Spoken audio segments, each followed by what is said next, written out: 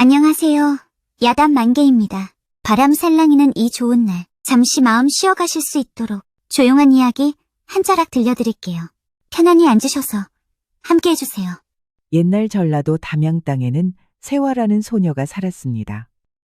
세화는 일찍이 아버님을 잃고 병든 홀어머니랑 함께 살고 있었지요. 어머니, 삭바느질을 하고 잡곡을 좀 받아왔어요. 그걸로 죽을 끓였으니 좀 드셔보셔요. 너도 좀 먹어보려무나. 어제부터 아무것도 입에 대지 않았잖느냐. 아픈 나를 건사하느라 네가 참으로 고생이다. 어머니 그런 말씀 마셔요. 어머님이 건강해야 저도 기쁘지요. 헌데 어렵게 살던 세화 모녀의 집에 갑자기 사람이 몰리기 시작하였지요. 세화가 크면서 그야말로 절세미인이 되었기 때문이었습니다. 세화가 얼마나 아름다운지 담양을 넘어온 전라도에 소문이 파다하였답니다. 그래서인지 세화의 집 앞에는 구원자가 구름처럼 몰려들었습니다. 나랑 혼인한다면 집에 논밭을 5마지기를 내놓겠소. 무엇이? 나는 그것보다 갑절은 더 드리겠소이다. 헌데 세화는 잘나가는 구원자를 죄다 물리쳤지요. 그리고는 이웃에 살던 소꿉친구 대식이랑 혼인을 하였답니다. 구원자들은 난리가 났지요. 무엇이? 날 차고서 백정이랑 혼인을 해? 정신이 단단히 나갔나 보군. 얼굴만 예뻤지 세상 물정을 하나도 모르는구만. 이 대식이는 백정이었는데요. 형편이 어려운 세화네를 음으로 양으로 도와주던 청년이었죠. 그렇게 세화는 백정 대식이와 혼인하였습니다. 비록 사는 형편은 여의치 않았으나 두 사람은 서로를 아끼고 사랑하며 정을 쌓아갔지요. 대식이는 새벽부터 나가 일을 하고 세화는 삭바느질로 집살림을 거들었습니다. 그러나 세상사가 어찌 그리 순탄하겠습니까? 그의 겨울 끝자락, 북방의 도적대가 조선 관군을 제치고 남하하면서 전라도 시골에도 전운이 짙게 깔리기 시작하였지요. 백성들은 짐을 꾸리고 도망쳤고 관아는 이미 텅 비어 있었습니다. 끝내 세화의 마을까지도 전란을 피하지 못하였고 병든 어머니께서는 결국 세상을 떠나고 말았습니다. 세화는 눈물을 쏟으며 어머니를 염하고 그날로 대식과 함께 피란길에 올랐습니다. 부부는 불타는 들판과 짓밟힌 논길을 따라 저 멀리 남쪽으로 발길을 옮겼지요. 하룻밤은 야산 아래 움막에 몸을 뉘이고 또 하루는 허름한 사찰 처마 밑에서 새우잠을 자며 이른 봄의 사르래는 찬바람 속을 묵묵히 걸었습니다. 허리께까지 질퍽한 진흙이 차오르고 나룻배는 끊긴 지 오래였지요. 그래도 두 사람은 서로의 손을 놓지 않았습니다. 무어라 위로하는 말조차 없었습니다.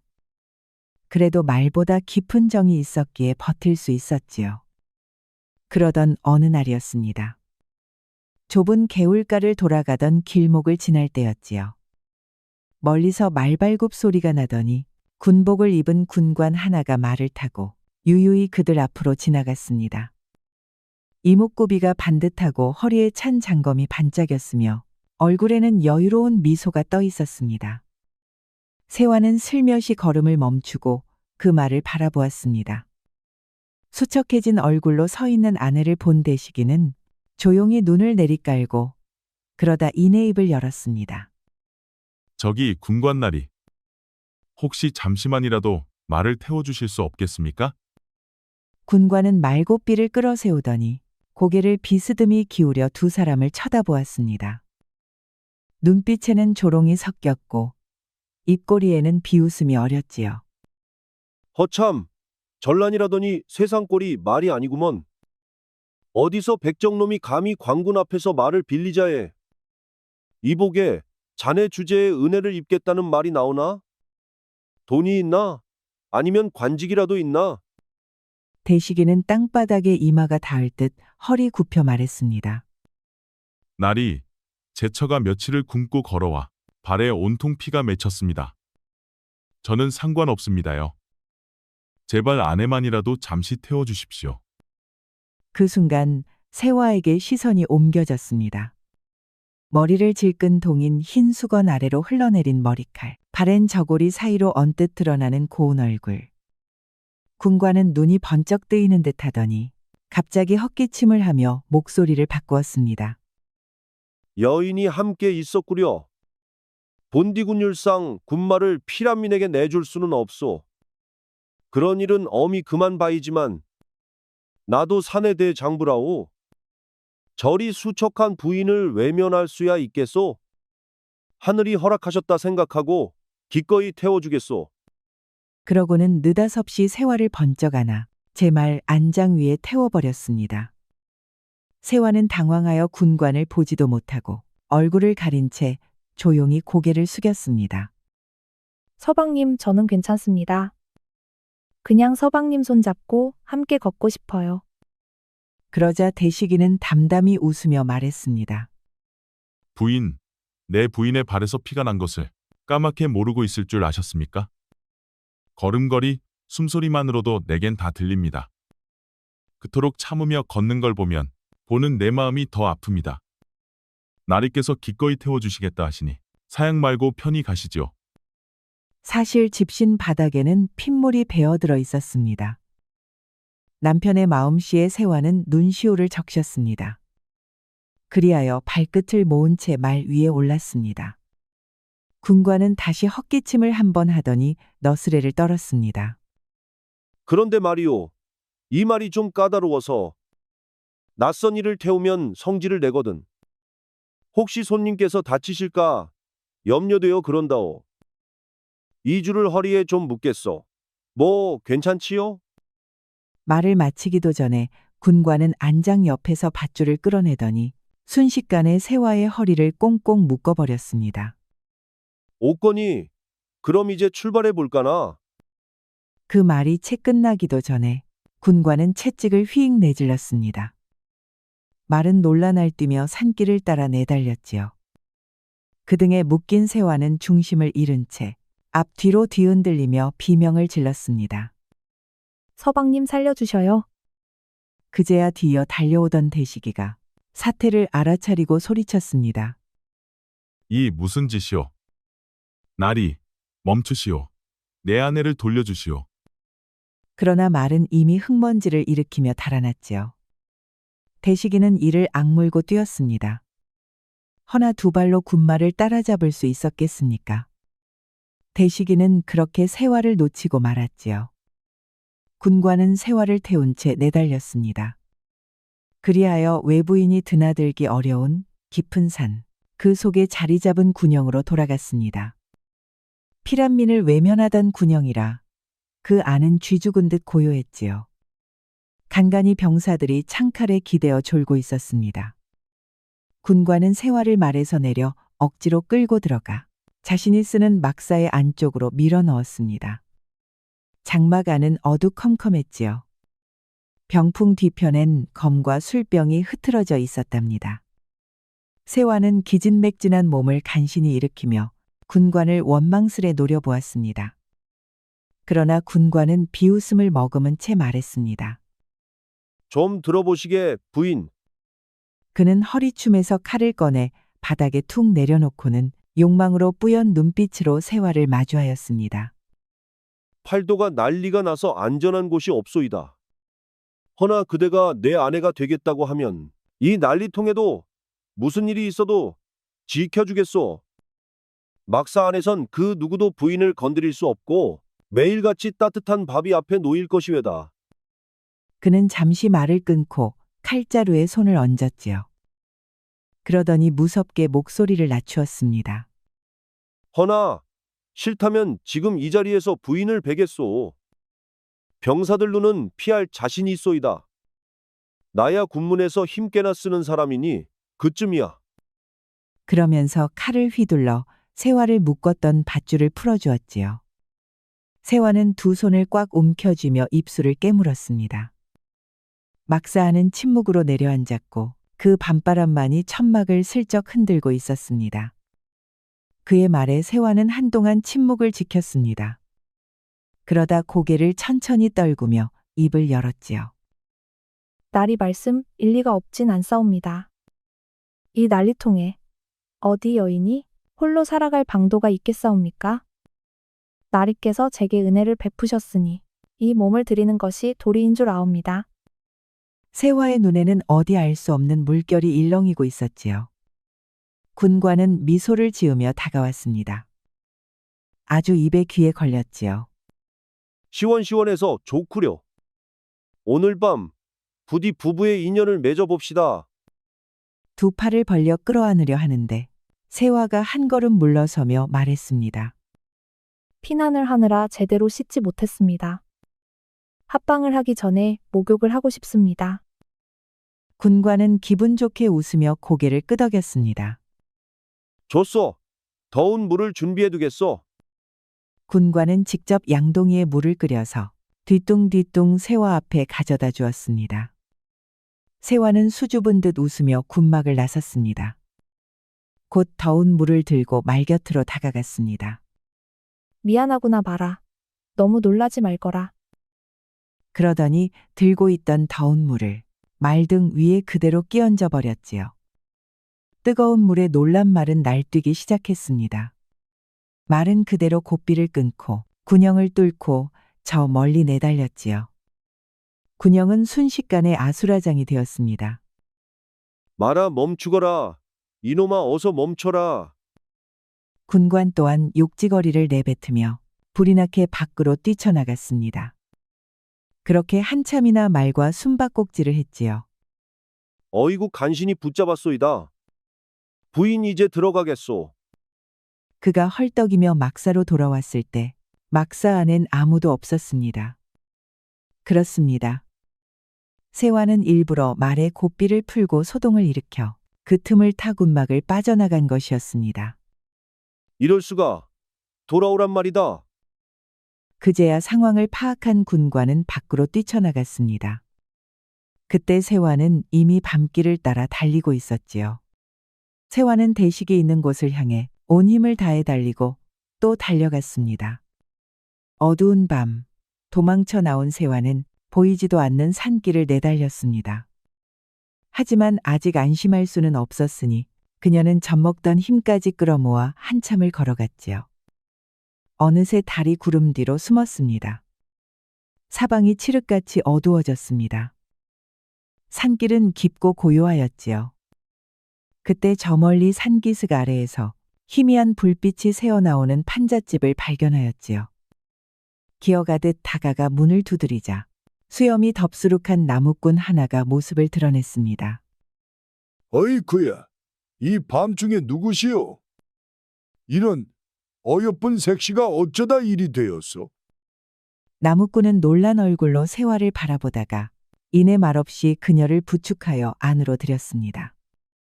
허름한 판자집 안에는 나무 장작불이 깔려 있었고 방 한켠에는 곰방대를 놓은 채 장작개비가 쌓여 있었지요. 세화는 거친 숨을 몰아쉬며 그간의 일을 조심스레 이야기하였습니다. 군관에게 납치되었다가 가까스로 도망쳐 나왔다는 말에 나무꾼은 눈을 부릅뜨며 이를 악물었습니다. 이런 천벌받을 놈이 있나? 색시, 겁먹을 것 없소.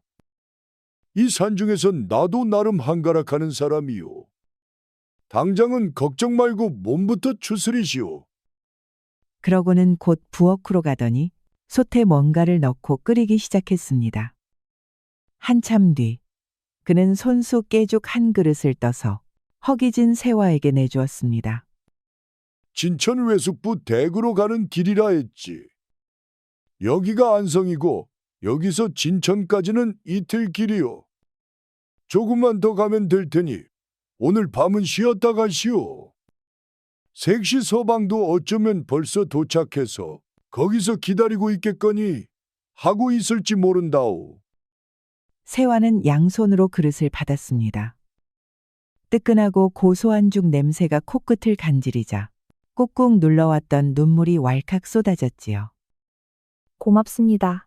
이 은혜를 어찌 갚아야 할지. 나무꾼은 무뚝뚝한 손을 펼쳐서는 그녀의 어깨를 가만히 두드리며 말했습니다. 하긴 사람이 사람 노릇을 해야지. 기운 차리시오. 먹고 자고. 내일 해가 뜨면 내가 길을 일러줄 테니 그날 밤 세화는 허름한 판잣집의 한켠에 누워 오랜만에 깊은 잠에 빠졌습니다. 세화는 나무꾼에게 말로 다 할 수 없는 감사를 느꼈습니다. 이에 그 마음을 표현하고자 부엌 근처의 다락방에 다녀오려 하였습니다. 헌데 세화가 발걸음을 멈춘 채 고개를 갸웃거렸습니다. 초막 뒤편 장작더미 옆에서 나무꾼이 혼잣말을 중얼거리고 있었던 것입니다. 이 색시 코도 곱고 눈매도 똑 부러졌지. 이런 색시가 이 산속에 제 발로 들어올 줄이야. 하늘도 가끔은 도움되는 일을 하시는구먼. 지금쯤 약발이 슬슬 풀릴 때겠지. 한 사발 다 비웠으니 기운도 못 쓸 테고. 세화는 문틈 사이로 그 말을 듣고는 숨을 삼켰습니다. 순박한 듯 보이던 나무꾼의 얼굴 아래 그런 꿍꿍이가 숨어 있었다는 사실에 온몸이 굳었지요. 뭐 딱히 억지로 한다는 것도 아니지. 색시가 말은 안 해도 눈빛으로 허락을 했어. 나야 성심껏 도와준 셈이렸다. 그러니 이 정도는 덤이라 생각해도 나쁘진 않지 않겠어? 그는 중얼거리며 천천히 집신을 끌고 왔지요. 점점 더 세화가 있는 방 쪽으로 다가오는 것이었습니다. 밖은 바람이 불고 있었고 달빛은 구름에 가려 희미했습니다. 세화는 급히 방으로 들어와 몸을 숨겼지만 이 산중 외딴 집에서 도망칠 곳은 없었습니다.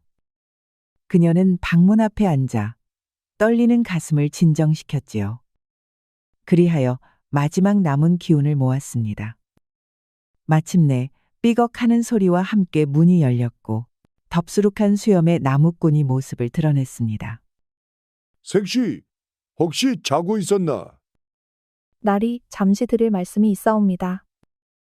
허, 아직 안 잤어? 뭐요? 말해보시오. 세화는 조심스럽게 입을 열었습니다. 지난밤엔 제 서방을 찾겠다 하였지만 생각해보니 그 또한 헛된 바람이더이다. 이 난리통에 어디 서방을 찾을 길이 있겠습니까? 그래서 말입니다. 혹여 나리께서 원하신다면 이 몸을 드리겠습니다. 제게 은혜를 베푸신 분이니 나리의 여인이 되어 살아가고 싶사옵니다. 그 말에 나무꾼은 눈을 번쩍이며 실실 웃었습니다. 마침 나도 그렇게 생각했는데. 색시가 이렇게 먼저 정해오다니. 나야 두말할 것도 없지. 기꺼이 지아비가 되어드리겠소. 그가 다가들자 세화가 그를 살짝 막았습니다. 잠깐만요. 이왕 부부가 될 것이라면 정식으로 혼례를 올리고 싶습니다. 진천에 제 외숙부 댁이 있사옵니다. 그리 전하시면 지참금과 예물을 보내주실 것이옵니다. 가난한 산골 사내가 고운 아내를 얻는다 하시면 외숙부께서도 기꺼이 도우실 것이 외다. 오호라, 그 말이 참 그럴싸하니. 지참금이라니. 그럼 나야 마다할 리가 없지. 그래, 색시 뜻대로 합시다.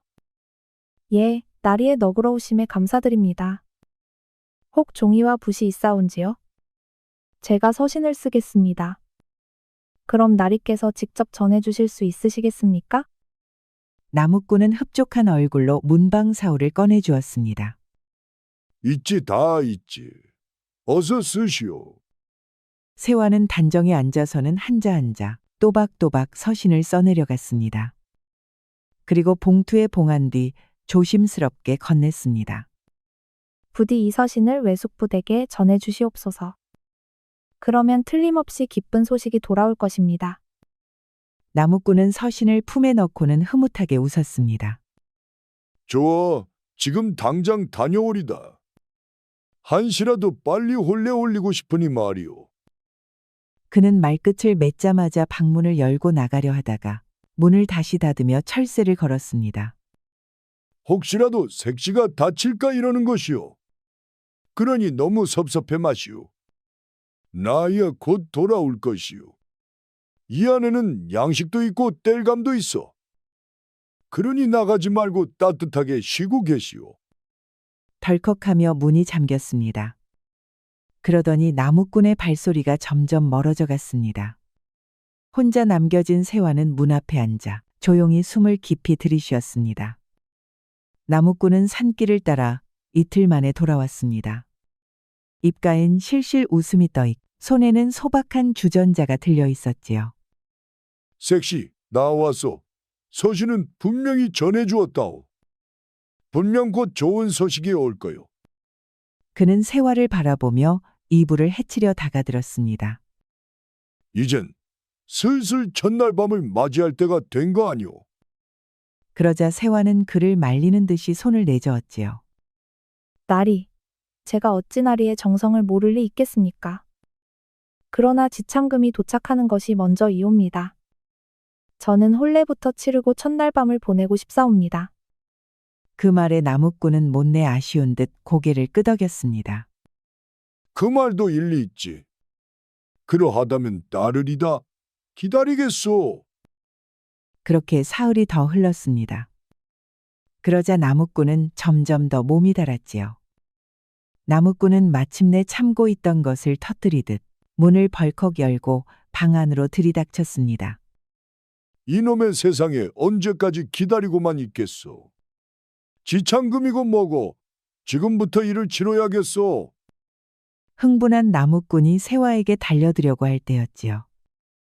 갑자기 바깥이 소란스러워지더니 오두막으로 군졸들이 들이닥치는 게 아니겠습니까? 저놈이 여인을 가두었다. 어서 잡아라. 기겁한 나무꾼이 달아나려 했지만 그대로 붙잡히고 말았지요.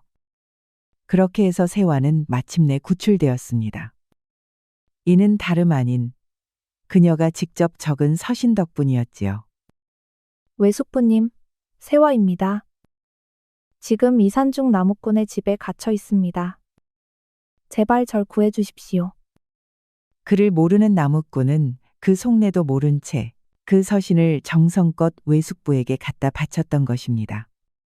서신을 읽은 외숙부가 군조를 보내니 산골 외딴집에 갇힌 세화는 기어이 구출된 것이었습니다. 세화는 마침내 진천 외숙부 댁으로 몸을 옮겼습니다. 외숙부는 반갑게 그녀를 맞이하였지요. 세화야 참 아름답게 잘 컸구나.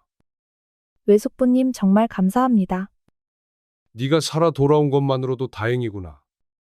허나 지금은 사방이 흩어져 누구 하나 찾기도 어려운 형편이다. 세화는 혹시 대시기가 이미 도착해 있지 않을까 기대했지요. 그러나 외숙부는 고개를 저었습니다. 내 서방이라니 나는 들은 바가 없구나. 대신 외숙부는 한 청년을 불렀습니다. 수철아, 이리 와라. 이 아이는 너와 안면은 없겠지만 너를 도와줄 것이다. 이 아이는 병사를 빌려준 대감댁의 아들이다. 수철은 조용히 고개를 숙여 인사하였습니다. 세화도 몸을 낮추었습니다. 세화야, 네 서방에 대해 아는 대로 말해보아라. 수철이 수소문해 보도록 하겠다. 세화는 조심스레 대식의 생김새와 옷차림을 이야기하였지요. 수철은 말을 아끼며 고개를 끄덕였습니다. 그날 이후로 세화는 매일 정화수를 떠놓고 두 손을 모아 빌었습니다. 하지만 사흘이 지나고 열흘이 지나도 소식은 들려오지 않았습니다. 그렇게 세화가 외숙부 댁에 머문 지도 어느덧 석 달이 흘렀습니다. 서방을 찾지 못한 그녀는 스스로 거리에 나서기 시작했지요. 피난온 이들 중에 백정이 있다는 소문이 들리면 곧장 달려갔습니다. 외숙부도 함께 수소문했지만 아무 소득이 없었습니다. 그럼에도 세화는 매일 정한수를 떠놓고 두 손을 모았습니다. 그러나 문을 열고 들어오는 이는 언제나 외숙부뿐이었지요. 오늘도 헛걸음이었다. 도와주셔서 감사할 따름입니다. 내일도 나가볼 터이니 실망 말거라. 반드시 찾게 될 게다. 그때 옆에서 그 말을 듣고 있던 수철이 조용히 말했습니다. 그러나 그 눈빛은 어딘가 날이 서 있었습니다. 이제 그만하셔도 될 것 같습니다. 석 달이면 충분한 시간이지요. 어쩌면 이미 이 세상에 살아있지 않을 수도 있는 거 아닙니까? 그 말에 세화는 아무 대꾸 없이 고개만 숙였습니다. 외숙부는 아무 말 없이 담뱃대를 물었지요. 방 안엔 잠시 정적이 흘렀습니다. 차라리 제가 세화님을 돌봐드리는 것은 어떻습니까? 아직은 서방님을 좀 더 찾고 싶습니다. 거절당한 수철은 얼굴을 굳히고 돌아갔지요. 그날 밤 유독 잠이 오지 않던 세화는 마당에 나와 달림에게 기도를 올렸습니다. 제발 제 서방님을 다시 만나게 해주세요. 그 순간 대문이 벌컥 열리며 외숙부가 급히 뛰어들어왔습니다. 어서 짐을 챙겨라. 외적이 들이닥쳤다. 그게 정말인가요? 아직 사태를 가늠하지도 못한 세화를 끌고 외숙부는 황급히 마당을 빠져나갔습니다. 불길은 멀지 않은 곳에서 이미 치솟고 있었고 사방엔 말발굽 소리와 외적의 함성이 울려 퍼졌지요. 두 사람은 숲길을 따라 숨가쁘게 달렸습니다. 그러나 골짜기를 넘다 발이 미끄러지면서 서로 엇갈리고 말았습니다. 숙부님, 어디 계시나요, 숙부님? 하지만 대답은 없었고 그녀는 혼자 어둠 속을 헤매게 되었지요. 한참을 헤매던 그때였습니다. 숲길 너머에서 누군가가 말을 타고 그녀 앞으로 다가왔습니다. 횃불 아래 드러난 그 얼굴은 한때 세화에게 구원했다 거절당했던 수철이었습니다. 수철은 오랑캐들을 이끌고 있었지요. 이런 데서 마주치게 될 줄이야. 나라야 어찌되든 나는 살아야겠다 생각했지. 그래서 여기로 외적을 이끌고 왔다. 그게 뭐 어때서?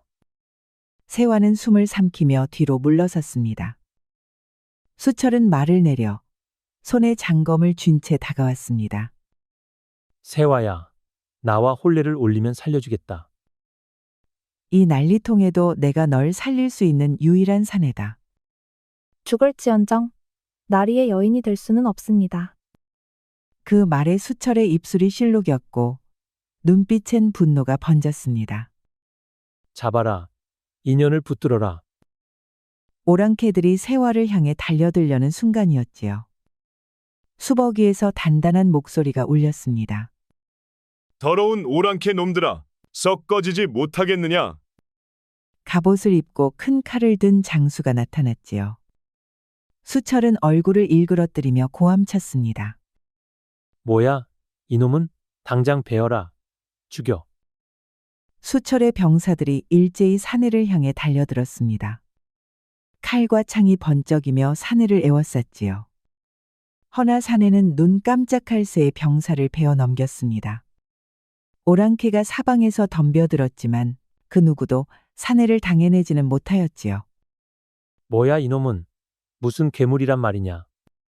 그때 사내가 갑자기 칼끝을 높이 들며 외쳤습니다. 신호를 쏴라. 이윽고 숲속 깊은 곳에서 석화시가 울렸지요. 잠잠하던 숲이 일시에 흔들리더니 사방에서 조선군이 쏟아져 나왔습니다. 저기 오랑캐다. 한 놈도 놓치지 마라. 조선군은 함성을 지르며 외적들을 덮쳤지요. 수철 휘하의 오랑캐 병사들은 놀란 눈으로 무너졌습니다. 칼 한 번 제대로 휘두르지 못한 채 그야말로 추풍낙엽처럼 쓰러졌지요. 수철은 발을 동동 구르며 세화에게 달려들었습니다. 안 돼. 넌 내 거야. 절대 못 보내. 그러나 그보다 앞서는 이가 있었습니다. 조선군을 이끄는 사내에 칼이 날아왔지요. 서리빨 같은 칼날이 수철의 가슴을 꿰뚫었습니다. 오랑캐 무리는 조선군 앞에서 추풍낙엽처럼 쓰러졌고 수철이마저 장수의 검 아래 쓰러지자 전장은 금세 고요해졌습니다. 살아남은 백성들이 땅에 엎드려 울음을 삼켰지요. 그때 장수가 세화에게 다가왔습니다. 여인은 고개를 들라. 세화는 조심스럽게 장수 앞에 다가가 무릎을 꿇었습니다. 은인 나리께서 목숨을 구해주신 은혜. 하늘이 내린 것과 다름없습니다. 허나 저는 이미 지압이 있는 몸입니다. 비록 헤어져 떠돈 지 오래지만 아직도 그분을 가슴에 품고 살아가고 있사옵니다. 그러니 제발 이 몸을 그냥 떠나보내 주시옵소서. 그녀는 머리를 깊이 숙이며 절을 올렸지요. 주위의 장졸들도 조용히 숨을 죽였습니다. 그러자 장수는 무겁게 입을 열었습니다. 나도 그 마음을 알고 있소. 나 역시 한 사람을 찾아 헤매던 적이 있다오. 하여 당신의 간절함을 남일 같지가 않구려. 걱정 마시오.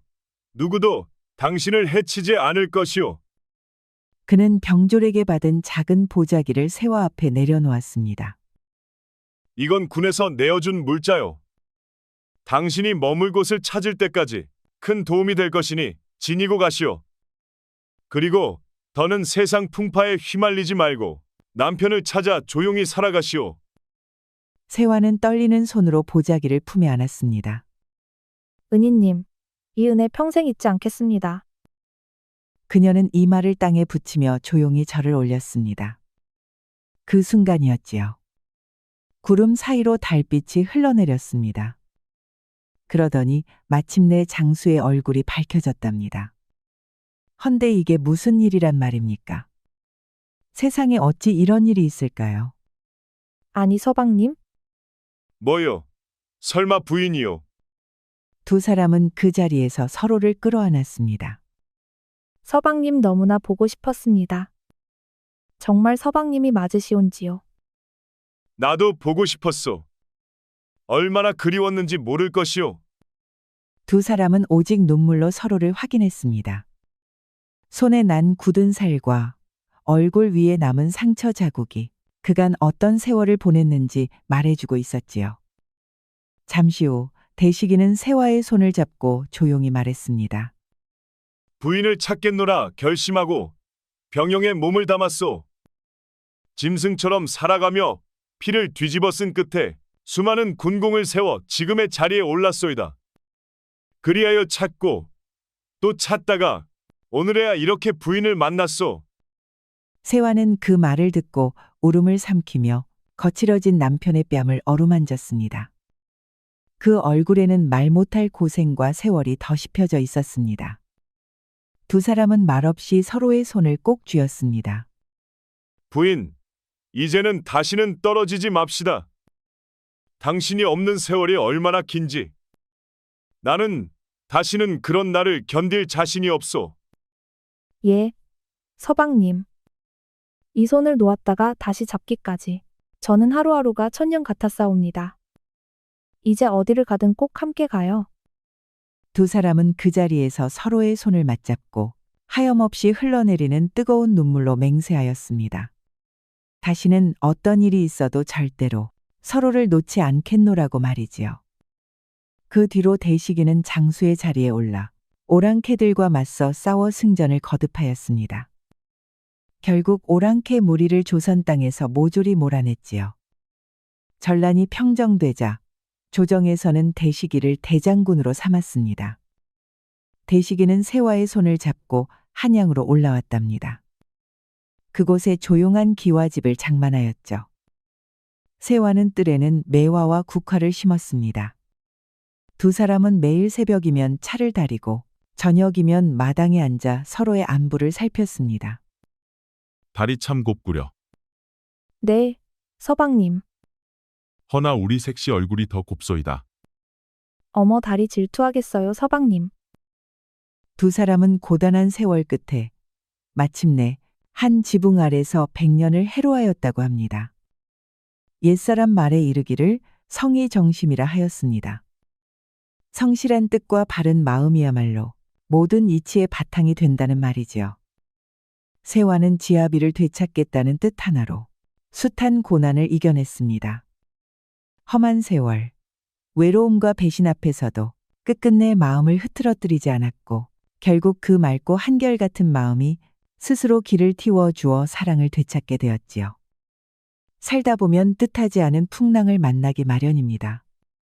허나 뜻을 지키고 마음을 바로 세운다면 하늘 또한 그 정성을 알아주는 법입니다.